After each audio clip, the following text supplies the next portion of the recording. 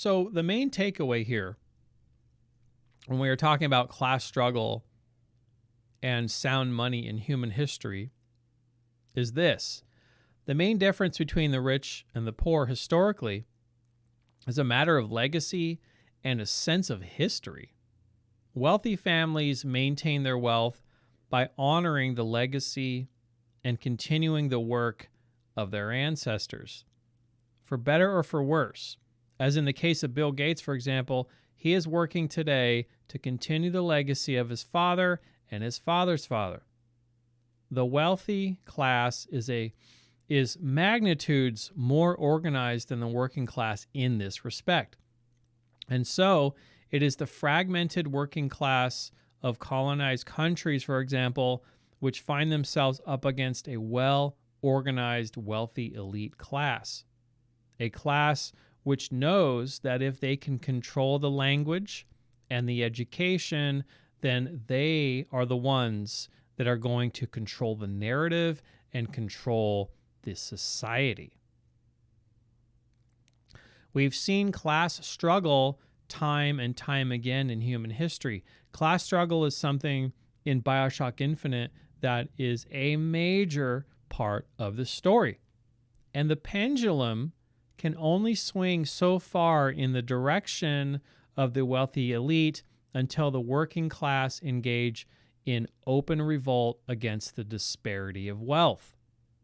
The last major instance of this type of event occurred around the time of the American and French revolutions.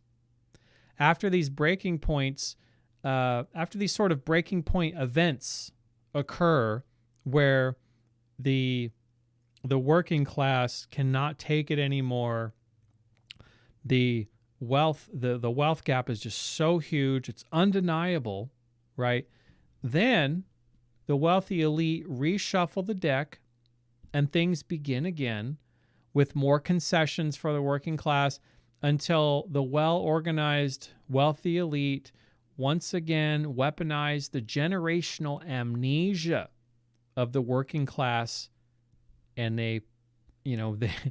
that plays into the favor that is in the favor of the wealthy elite, because the working class, typically families, aren't going to carry on necessarily the same legacy because they're just concerned about getting through the day, the work week, right? Whereas at a high level, the wealthy elite have all of these things already taken care of. They don't have to worry about, how they're going to get, how they're going to put food on the table for the week, how they're going to, all of that's taken care of. So then that frees them up to think about things about, well, how do we run this whole society, right? Things start to get weird when you have that much money. But also, in addition to that, subsequent generations are the torchbearers. And when we're talking about wealthy elite families, subsequent generations are generally going to be the torchbearers that are going to continue to drive forward the agenda of their parents, their grandparents, their great-grandparents, etc. And that's how these things get done at very high levels. And that's how civilizations are actually shaped and guided and molded by the hand of the wealthy elite. The working class have no such legacy. They have a generational amnesia in that sense, because there's no discussion in many of the poor and working class families about carrying on the legacy of the parents. What is the legacy of the family? How do we continue working to, making the world a better place, or creating the world in our vision? There's really, that conversation doesn't happen because there's a preoccupation with all the other day-to-day things of life just to survive, right? So this pendulum kind of swings back and forth throughout human history. And in Bioshock Infinite, we have this situation where the racism is overt, it's super oppressive, and there's a wealth disparity, right? there's a disparity of opportunity. There's all these things. And it's gotten so much, the pressure on the poor and working class in Colombia has gotten to a point where it's erupted, right? They can't take the pressure anymore, and it's erupted, and now they're openly lashing out against the Vox Populi is rising, and they've said they've had enough, right? So then the pendulum starts to go the other way, right? So just like the underlying message in Bioshock Infinite with a million doors, there's this idea of a million doors, a million worlds, possibilities.